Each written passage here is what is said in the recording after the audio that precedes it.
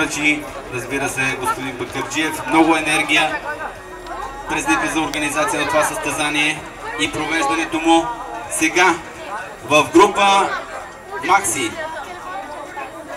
и клас Емакс е този, който формира клас и получава пълните точки. Тук награждаването от господин Бакърджиев вече е поохладен малко от колегите отзад на подиума. Като трети се качва пилота на Дунев Рейсинг Румен Дунев.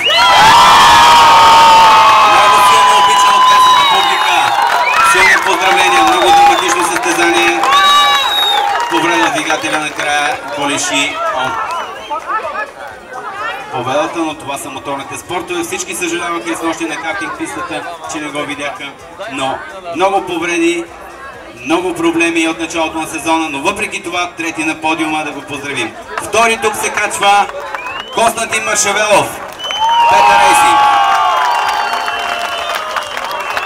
Константин Маршавелов, страхотно състезание, много внимателен до края, запази автомобила и съвсем логично се поздравява с подиума и уверено води в времето подреждане.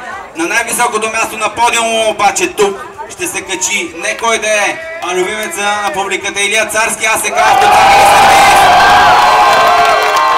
Илия Царски, победител в писта Хасково. Страхотно състезание ни предложиха тримата и всички останали до края на стартовия лист. Силни поздравления за най-бързите в Емакс. Сега, дами и господа, тримата са начало и в генералното класиране на група Макси. Нека останат на подиума, а господин Бакърджиев ще им връчи и материалните награди и купите за генерално класиране в група Макси. Те получават възстановителни купи. Отново за трето място Румен Дунев, втори Константин Машавелов, Илия Царски, победител в класиране. Така завършва битката в група Макси. Сега вече може да им поднесете вашите аплодисменти. Отново по състезателните писти. Те наистина градят най-новата история на българския моторспорт.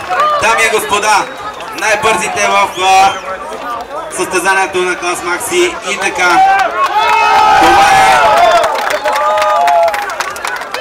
Продължаваме с отборното подреждане.